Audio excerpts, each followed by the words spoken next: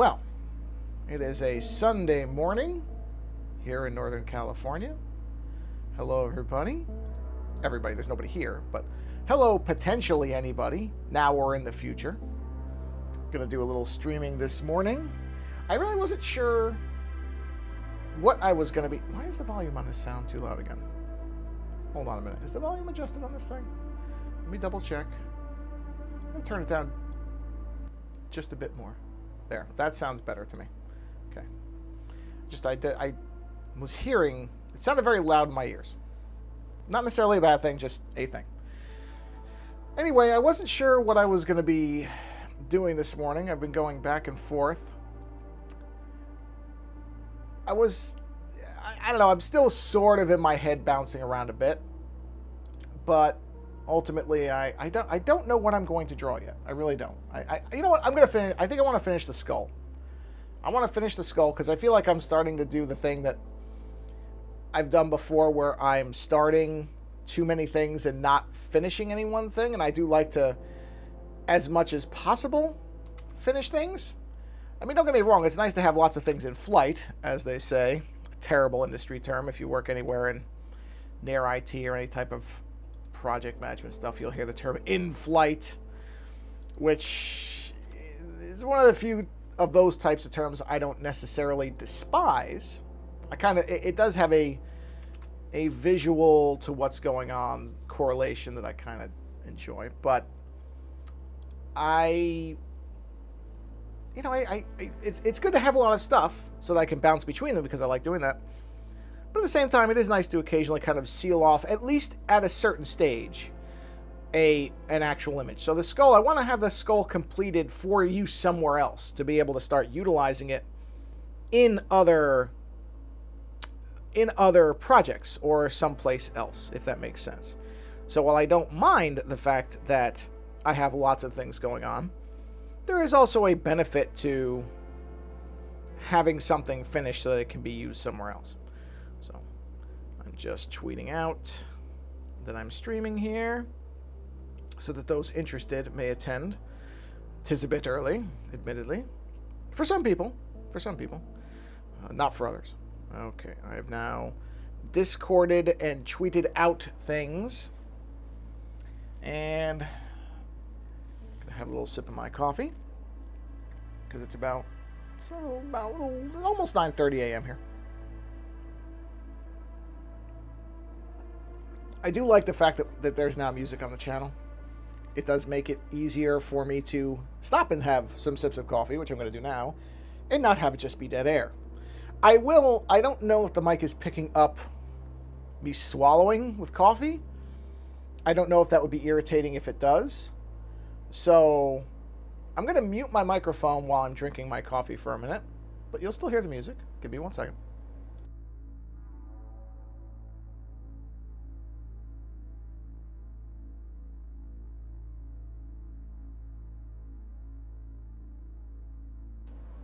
My coffee, which I'm using Tarani syrup in, which I was not aware. I mean, don't get me wrong. I knew that the regular syrup, because they have a sugar-free syrup, which I actually like some of their sugar-free syrups. I think they're good. But I got some of their regular sugar syrups because some of their flavors are, and this is just the way it is. I'm not, this isn't really necessarily even a criticism, more of an acknowledgement of the way that things work in the world. Some of their sugar-free flavors are objectively horrific compared to the sugar flavors. So I thought, well, I'll get a mix because I'm trying to keep my sugar down. I'm not young anymore.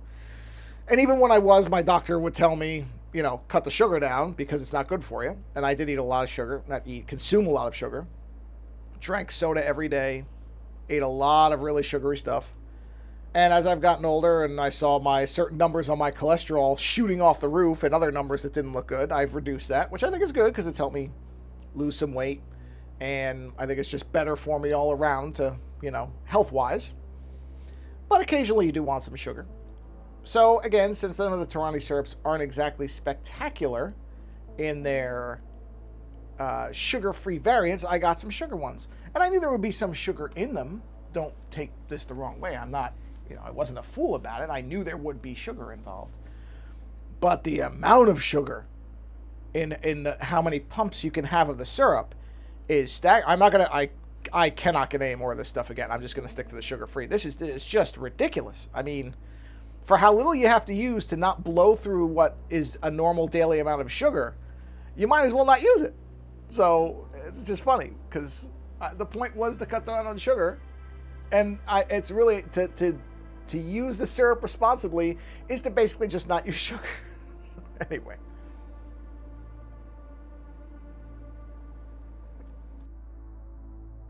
A little more sip of coffee. So this is the French toast syrup that I'm using currently. So again, I'll pause here and there before I start.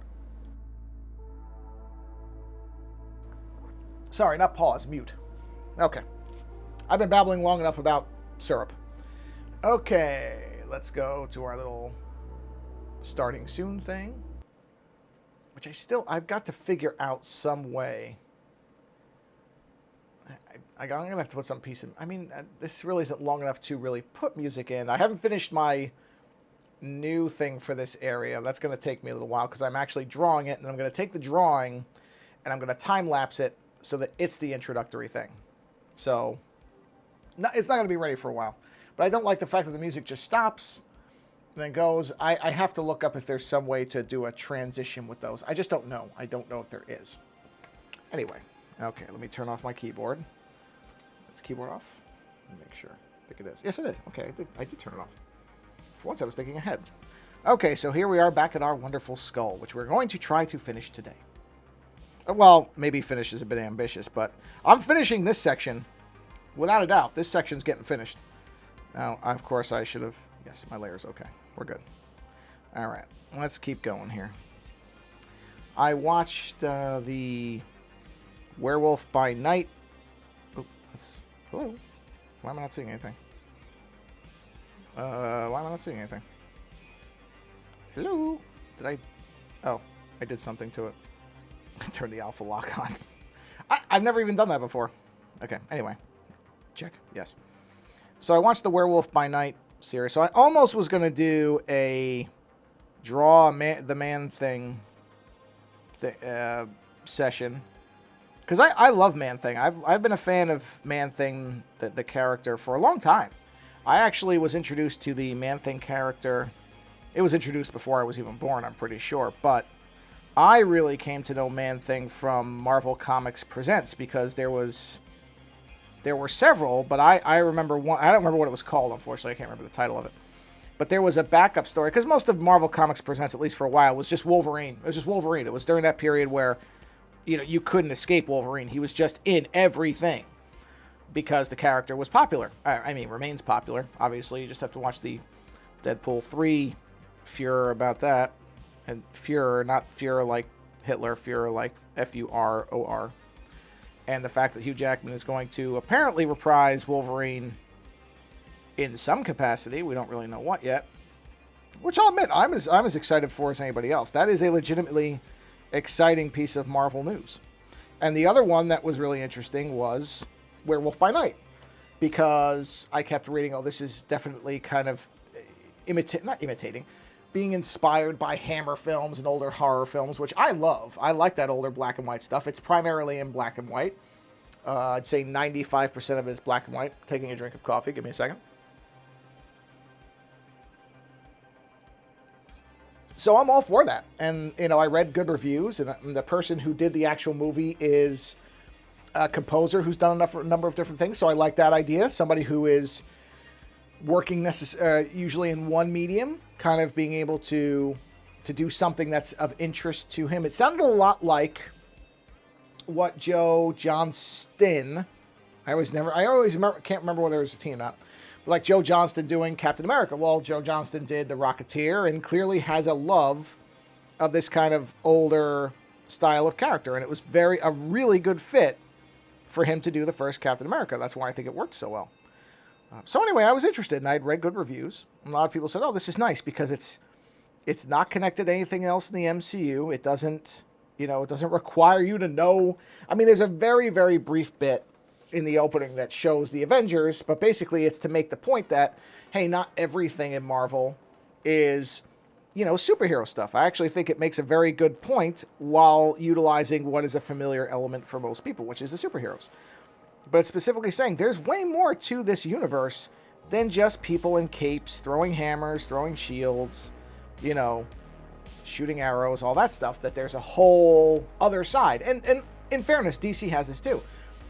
It is interesting that the two big publishers also have a lot of well-known occult-type characters, monsters, essentially perfectly suited. I mean, honestly, I would say all year round, but certainly for the month of October and a Halloween time, fall, that they really have some interesting monsters. And Man-Thing is a particularly notable one because, of course, DC has Swamp Thing, and those two characters debuted at roughly the same time, and the people who created them were roommates. So, obviously, I don't care what anybody ever says, this was obviously a case where two people were talking about the same thing, and they both did it in different places. I mean, it's very clearly, and I don't know what percentage came from who. I wasn't in the room, obviously. It doesn't really even matter. But there is no doubt that Man-Thing and Swamp Thing are informed by each other. Whatever one came first really doesn't even matter because the characters diverge so much. So it's not really important, but it's, come on, of course they came from the same place. Or this, not the same person, necessarily even, but, the same mindset created both characters. So, and you just look at them and what they are, it's very, very obvious, especially because the creators were roommates and they came out at the same time. I mean, this is essentially if Batman and the Shadow had published at the same time and the creators were roommates, you'd say, oh, okay. They were sitting there talking about the idea of a superhero who had a bit of a dark edge and inspired fear and ran around city rooftops. Oh, okay. Batman and the Shadow. Yeah. Pretty clear. Enjoying that sugar syrup as long as I can. So anyway, I thought Werewolf by Night was fantastic. I had a really good time with it, and I love the fact, again, that it was completely outside of any of the other Marvel stuff, that you don't have to know anything. I mean, honestly, there's not a... The only recognizable character, and this would only be if you read the comics, because they don't even call the Man-Thing the Man-Thing. They call him by his name, which is Ted Sallis. They call him Ted. The main character, the Werewolf by Night, calls him Ted and tells everybody to call anybody who has his name to call him Ted. So the creature is never even named. So not only would you have to know what Man-Thing is, but you would have to know the character well enough to know the name, which I thought was great. Let me finish off this cup of coffee.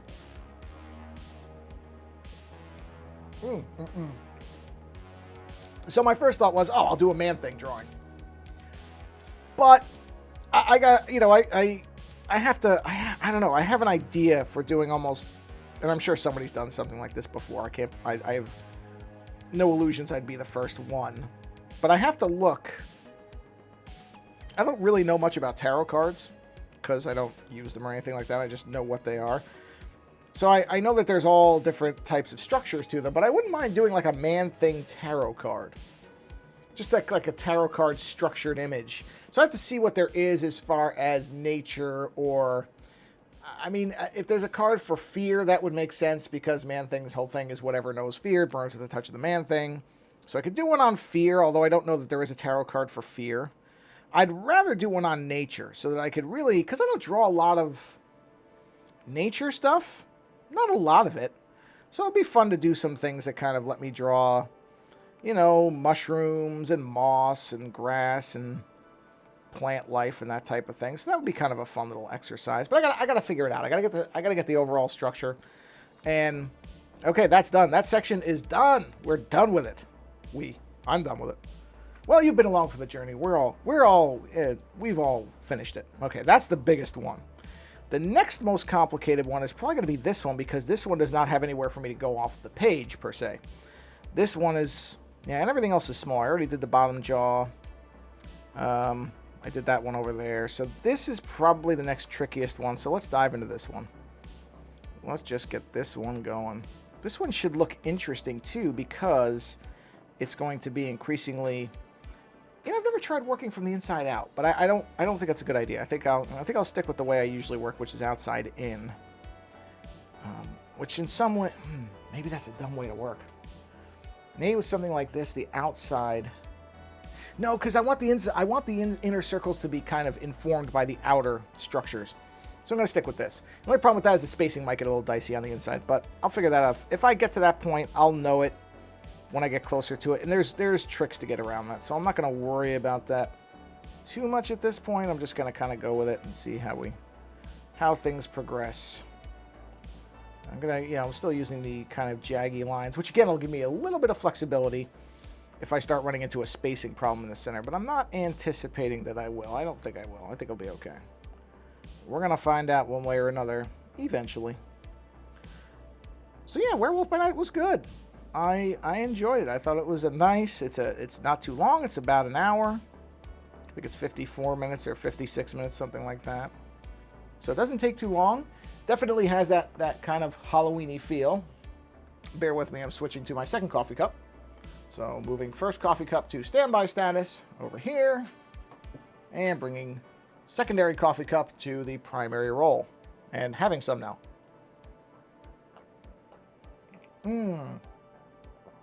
That's butterscotch. I like that one much better. Also one I'm not going to be enjoying for long because there's a lot of sugar in it. So, I say so a lot. Yeah, Werewolf by Night, very good. Especially if you're like me and you're just burned out on a lot of the Disney stuff, which I really am. I'm really... I had seen someone in Discord that said, oh, you should watch Andor. Andor is kind of what you and Lando want out of Star Wars, which is something new. And I've read very good things about Andor. Almost universally good stuff about Andor. Really no complaints that hold merit in my eyes. Let's put it like that. I'm not going to say that it's for everybody, but I haven't seen complaints that make me think, oh, there's a fundamental issue with the show. But honestly, I just don't care. That's really what it becomes. Is at this point, I think I'm just kind of done with all of the big tentpole stuff for a while. I really just don't. Even if Andor is the best Star Wars show that's come around in a while, I don't really care. Oh, I think it turned off. I just realized I'm staring right at it. It went off. Yeah, now the CPU's back at 100%. You know, when I saw that there was a little update, so what did they do? Did they break this thing? This thing was running great for a while. That's what I get. That's what I get for saying, oh, it's going to work. Hey, at least the mirroring part works. Can't complain too much. Bear with it. So, yeah, the Andor thing, I don't want it to be bad. I'm glad it's good for people who are still interested. I'm just not one of them anymore. I think I've just kind of grown out of... And I don't say grown out of like, oh, I'm too mature. I think I've just gotten past the point of really being interested in Star Wars for a while. That's not to say that a year from now, I won't say, oh, you know what? I should check out some of these shows and see how they are. If the Boba Fett show comes back, I actually like that, but nobody else did, so it probably won't. Boba Fett's probably one and done. You know, but even The Mandalorian, I don't know. I've had my problems with The Mandalorian the whole time. I've never been as impressed with it as a lot of other people have been. But, you know, I don't know. I don't know. The Andor thing, I think because I didn't like Rogue One, which I'm sorry, I didn't like Rogue One, so I don't really care about the character. You know, even if he has a really good backstory, I don't know that I really care about it. That's what I mean. Is I just look at the stuff and there is no excitement to me. There's other things that I'm more interested in seeing. And I think that's the thing, is I probably at some point, maybe when there is literally nothing else for me to watch, I'll watch Andor, but right now, I just don't think I care. And I don't think even if the show is stellar, it's going to make me care anytime soon. It's sort of fascinating because I mean, look, the old Star Wars stuff, I still love. I think it still works. I really don't care that the modern stuff has been unsuccessful. It doesn't, for some people, they say it ruined Star Wars. It doesn't ruin it for me. Things don't get ruined for me that way. Only if you actually alter the original movies, and I basically have the kind of cleaned up fan edits that take the original movies and just made them look prettier without altering anything. So those original ones are very good, and I can still watch them, and I can still enjoy them and think that they're thrilling and fun and interesting. And I don't care what any of the modern stuff does. It doesn't. It's not getting ruined for me. That is one thing I've never really had that. I don't think there's anything that I can think of where they didn't alter the original product, the original form, or the original media, I guess I should say, or the story. And I can't even think of an example of that where they've gone in and retooled something to such a degree that it actually, quote unquote, ruined it for me. Nothing gets ruined for me. I can still enjoy the old stuff. Even if something has bad sequels. It's like Hellraiser. Because I just watched the most recent Hellraiser movie, which I liked a lot. And this is a movie that has come after a number of very, let's be generous and say, iffy sequels that certainly demonstrated that you can overextend a property if you don't really have anything new to say with it. But even watching some of those terrible sequels, many of which still have Doug Bradley in the role of Pinhead, it never ruined the original, the first four for me. And I mean, I say four, and some people say, wait a minute, you think the first four are good movies? Well, I do. I think the first two are, without objectively, good movies. 3 and 4 guilty pleasures. I remember seeing 3 a lot. It ran on Showtime or Cinemax, whatever, or maybe it was HBO. It ran a lot when I was younger, so I have an affection for it that probably outweighs its problems. And I think Hellraiser 4, as I've said, is so bonkers. It's so out there and goofy that it's a Jason X for me. I like it. But that's what I mean, is even if the newest Hellraiser reboot or revamp or sequel or whatever it is had been terrible, it wouldn't ruin. None of those other sequels ruined Hellraiser for me. That's sort of one of those things where it's people talk about how things are ruined, and I'm sitting here going, why? The original's still good. You can still go back and watch the original. You can just pretend that's the Picard, the Star Trek stuff. Picard is probably one of the worst things I've watched in terms of Star Trek. It may be the worst Star Trek thing I've ever watched. Could be. I think that maybe it is the worst Star Trek series I've ever seen. Didn't ruin Star Trek for me. I went back and rewatched Strange New Worlds not too long ago because I did a show with Michael Fisher where we talked about it in depth. And it was still great. And I've been rewatching Deep Space Nine, and it's still great. And I've rewatched episodes of Next Generation, and they're still great. Even though I know that Picard exists, I just don't care. It doesn't ruin it for me. So I never really get that whole, it's been ruined because of X. I don't know. Things don't get ruined for me that way. Having a drink of coffee, 1 second.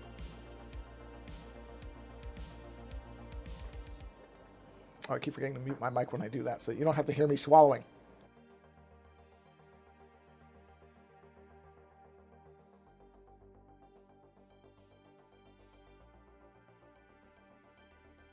There we go. I had a particularly big gulp of coffee, so I'm glad I muted because I'm sure my throat made really weird sounds there.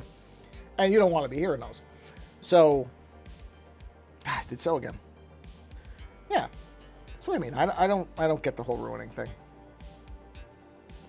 But maybe it's because I go into new stuff and I just kind of, in my mind, I put it aside and I say, okay, let's keep this separate unless it's successful, because it might not be. And a lot of times it's not. And I think some of that, by the way, I have to say this too. I think that the failures are still worth existing because we do have to have, there's a very big risk. Or not risk, but there's a downside to just getting the same stuff all the time. So I'm glad these things exist because there are probably people who find some of these original things that I like to not be enjoyable, and so they can get into the newer versions of them. That's fine. That's another thing. I like the fact that there are people who like wildly different things than I do. I think that's wonderful, and I think that's beneficial, and I don't need everything to cater to me. I'm perfectly fine with forms of entertainment and stories being told that I do not connect with. There are things that I'm just not going to be able to connect with. You tell a story about somebody with a totally different life experience to me, I'm not going to be able to understand that the same way, unless it is specifically geared to make me understand that, So in other words, I'm not going to be able to directly relate to the story about a black individual, because I'm not black. I can't directly relate to a story, directly meaning I can't see it from my own perspective of somebody who's gay, or a woman, or came from a broken household. All those things, they didn't happen to me. So I don't not want to see those perspectives, and I can certainly appreciate them, but they will not have the same relevance to me that they will to people who have that life experience. So that's fine. I think that's good that there are stories being told that those people can connect to more directly than me. So that's what I mean about, people like the new Andor series or love The Mandalorian. Good. I am genuinely happy that those tales and stories exist for those people, because I am not without new content. It's not like there's only 4 shows made a year and I can't find anything to watch. I haven't started the Rings of Power series yet, but I'll be watching that. I've got the last season of What We Do in the Shadows to catch up. My wife and I are going through and doing horror movies all month and I'm trying to pick ones that one of us at least hasn't seen. There's plenty of stuff around for me. I'm fine. Make new stuff for new audiences. And it's okay if you leave me behind. And not in general. I would like to think that there are going to be movies. Yeah, and there was. I mean, I've already had 2 this year. Prey and Hellraiser. Those 2 movies are good. I like them both. And they're very different than the... Yeah, I would say that's probably a fair point. They're both very different from their source material. If you look at the first Predator, and you look at Prey, and you look at the first Hellraiser, and you look at the new one, which the only annoyance there is that they called it Hellraiser again, which I do not like, that they keep reusing the titles, because it's just confusing. I'm sure somebody could have come up with a better title.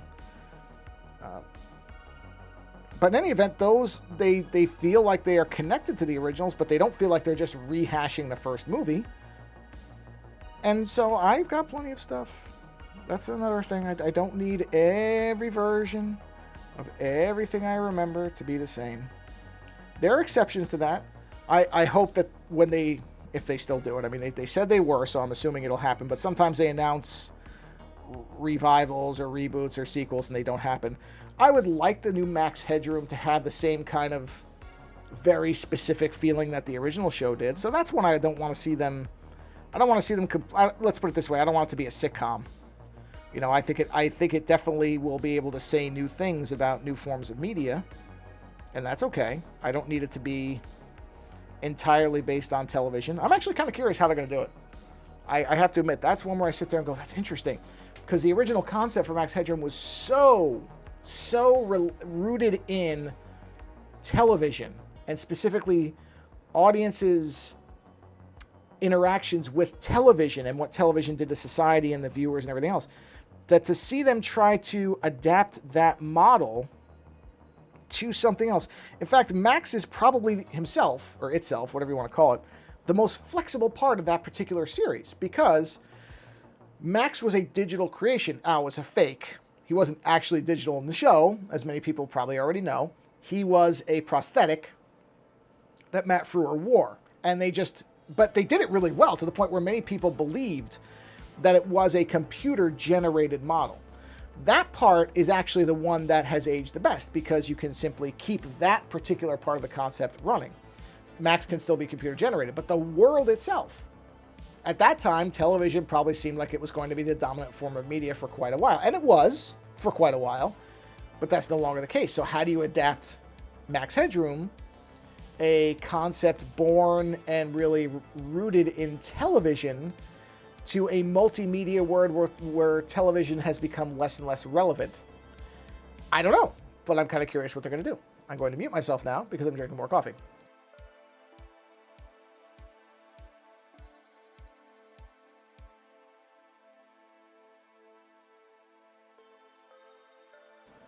So there again, I will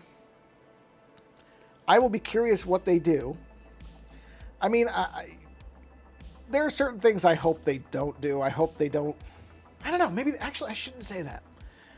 I'll just say I'm going to keep an open mind to that series, because I think there are critiques and observations to be made even about things that I don't understand at all, like TikTok and the way that certain people respond to content now. But that's just an age thing. That's just an age thing. I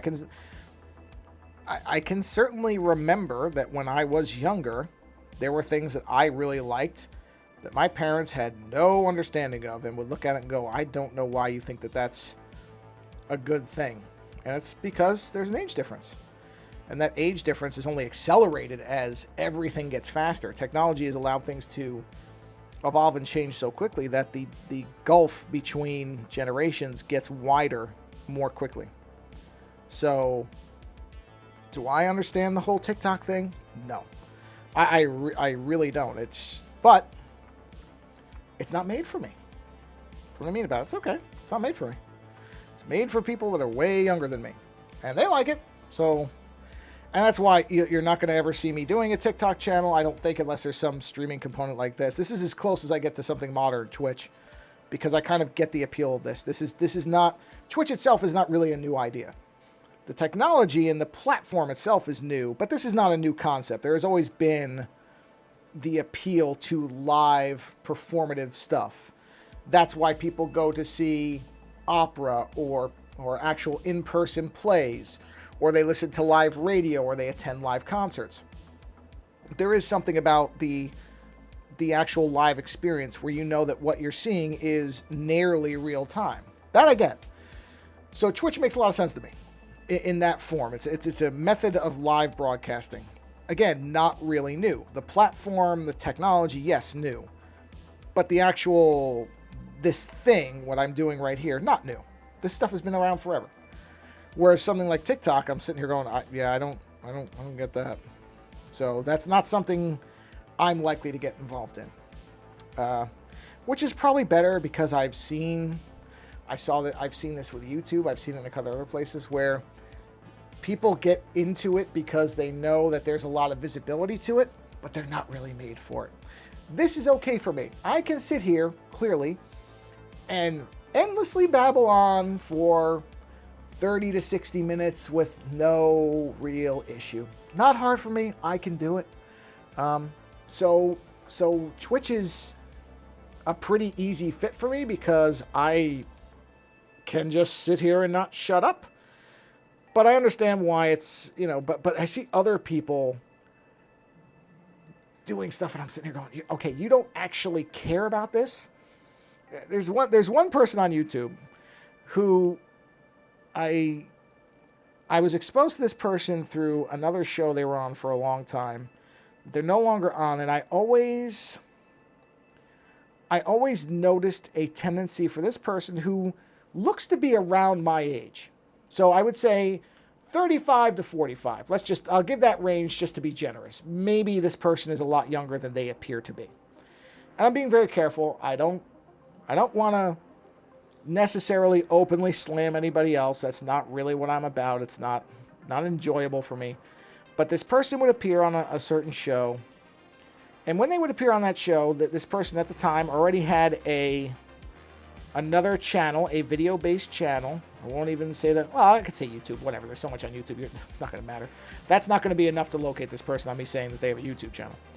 But on that YouTube channel, there would be content posted that was sort of supplementary to the things that were discussed on the show, or, partially at least related. But on the YouTube channel, I would notice that this person would speak and use phrasing and words that were clearly aimed at connecting with the younger audiences, at trying to be hip or with it, or whatever term you want to use, right? And we all experienced this, or a lot of us probably did, where a parent tries to use lingo that they've heard somebody younger say, but it doesn't sound right. It comes out incorrectly from their mouths. It's there's a word that I heard. I'm sorry, I'm going to say this. It's finna. This is a young person's word. This is a millennial or younger word. And I've heard it bounced about. I know what it means. And it's very funny to me what the actual root of it is, because the root of it is two words that were already kind of smushed together by certain people from certain areas. Very funny. But in other words, you're not going to hear me saying finna anything, because I know that it doesn't fit in my mouth. It's not something of the time I'm from. But this person would use those kind of phrases a lot, and I would just sit there and go, oh man, do you not know that it's very clear that you're just trying to sound young? And it ruined it. I really just stopped. I wasn't watching a lot of the YouTube videos from this person anyway, because the content was occasionally interesting, but not really something I was tremendously interested in. But here and there would be some informative stuff. I won't say, and I don't want to say like the person doesn't have anything to contribute. I think that would be very unfair. A very intelligent person that can talk with authority about certain things. But I would hear this language being used, and I just knew what it was. And along with that, the very clickbaity YouTube video titles and what do you call it? The thumbnail images, the whole top to bottom thing where it was clearly gamed or geared to try to attract views. And that's one of the things I really dislike about YouTube is it is not in any way creator focused. I don't care what they say, it's not. It's very much, and you can just see with SEO optimization, everything, you can see the creators who are just desperate to get people to watch their stuff. And I don't think that is beneficial for creativity. I think YouTube can say whatever they want about being creator first, which they're clearly not. It's a load of crap. They're not. And the way that you know they're not is because they actually don't really encourage creativity. They encourage engagement, which makes sense because they're out to make money. They don't have a model that supports legitimate creation or discovery. You can find that there's just a thing that came out that Mozilla or somebody, I think it was Mozilla, did a study of how effective the do not like buttons are on YouTube and everything, and they found that your input is largely ignored. That if you say you don't like a video, the algorithm doesn't actually try to surface stuff, doesn't try to actually learn about you. It still serves you the same garbage, which I think most of us who have been on YouTube for a while already knew, but it's nice to see it validated. And that's what I mean. It's not really a platform that is geared towards creativity. It is in a technical sense, sure it is. You create a video, you put it on there, people watch it. Yeah, okay, got it. Taking a drink of coffee here, so let me mute real quick.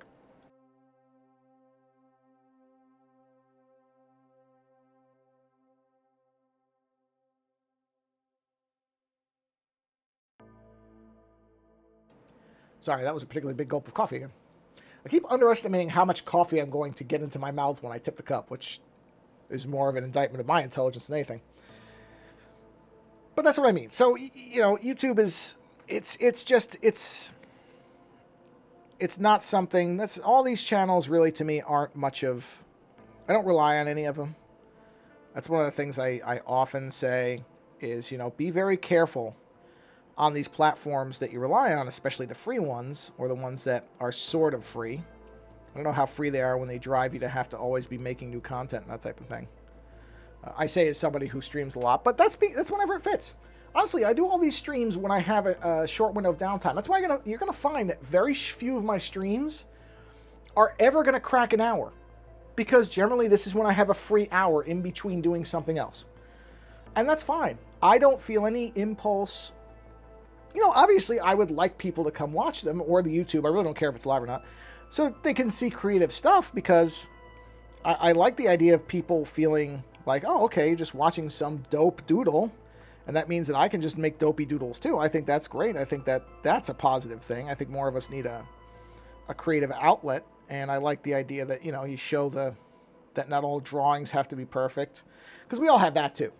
Not all, but a lot of people who are creative get very, what's the word for it? Like and this is not for me. This is not me fishing for compliments or anything like that. Understand that right up front. When people say they like my work, I'm always kind of amazed by it, because I don't generally like a lot of my work. But that's kind of some of the reason I like doing these, is to say, you know what, you just don't know. You don't know what people will respond to or why, and that's great. It's one of the things I like best about doing this stuff, is that there is no predictive nature to it.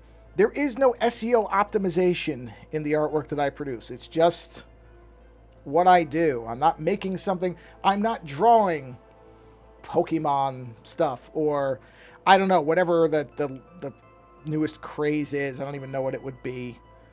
But whatever is popular, I'm not drawing that stuff. I'm just drawing whatever I want to draw. That's what you should do, is just create the stuff that you actually take some enjoyment out of creating, and try to enjoy the creative process more than necessarily the final output, because a lot of times, at least for me anyway, what comes out is not necessarily what's in my head, and I've just, some point you just go, oh, that's okay. No big deal. It's still something that to some people may have value. And that itself is, it's not a worthless thing to create something that you yourself may not really think came out well, but somebody else does. That's okay too. So that's why when people say, because a lot of times from family members, they'll say, oh, can you draw on this wrapping paper for this gift? And I'm like, yeah, sure, why not? Because somebody will get a kick out of seeing a drawing. That's fun. That's perfectly okay. Even if it's not going to hang on the wall of a museum somewhere, somebody gets enjoyment out of it. So do those little things. It's nice to do. Number one, it's nice to do it. And people tend to appreciate it. So, speaking of not cracking an hour, I think I'm going to wrap my stream up here pretty shortly. I have a few other things I have to do. But this is, like I said, my streams are basically filling in little gaps of time where not much is going on. Or, for example, right now I'm waiting for laundry to finish. It's really, I have the time while I waited for the dryer to run. And then I got to get the stuff out of the dryer so that it doesn't get wrinkled. That probably sounds tremendously boring to most people. But as a neat freak, I get a kick out of it. I like getting clothes out of the dryer and quickly getting them on hangers and folding them so that they're not wrinkly. I like that stuff. I'm a simple creature. I'm a simple creature. Okay, let's see. But that's what, yeah. So I don't really worry that Twitch sends you a little email summary of your stats, and it's always, 1 viewer, 2 viewer. That's fine. Don't really care. Don't get me wrong. Again, sure, I'd love it if people watched it because that would mean that people liked it. But at the same time, I would stream this whole thing if there was 0 viewers the whole time. It would never stop me. Won't ever stop me. As long as this is something that's fun and convenient for me, I'll keep streaming it if there's no viewers. Doesn't matter. That's what I mean about, that's how things should run, is you should really be doing stuff for enjoyment as opposed to trying to, oh, I didn't erase those lines. That's interesting. I didn't do a circular thing there. Huh. Interesting. I just did the, Well, maybe I'll do that on one of the other ones instead of trying to do the circular thing like I did there. That's interesting. You know what, though? It doesn't make any sense. That doesn't line up. I'm getting rid of that. That doesn't line up with the other ones. It's got to look the same. Otherwise, you sit there and go, well, why does one self-contained thing have a circular one and the other one doesn't? So we're going to fix that right now.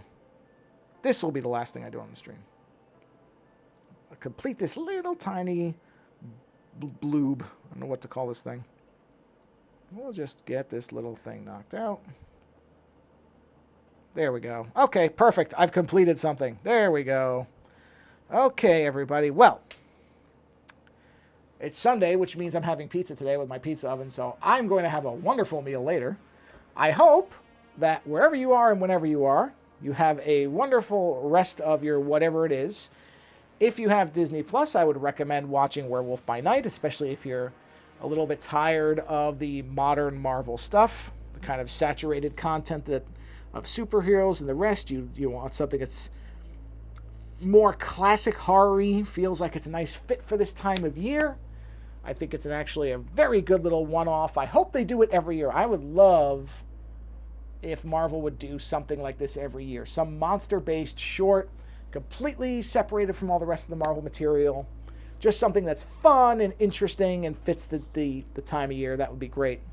So if you have that, go watch it. Otherwise, there's plenty of stuff. I mean, go watch It's the Great Pumpkin, Charlie Brown.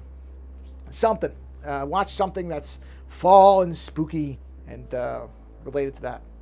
Anyway, I've already said this, but I'm going to say it again because this is kind of what the ending of the stream is supposed to be, at least as much as I've got one. So again, whatever is left of whatever it is for you, have a wonderful rest of it. Terrible, terrible English. Anyway, thanks for stopping by. We'll see you on the next stream. Take care.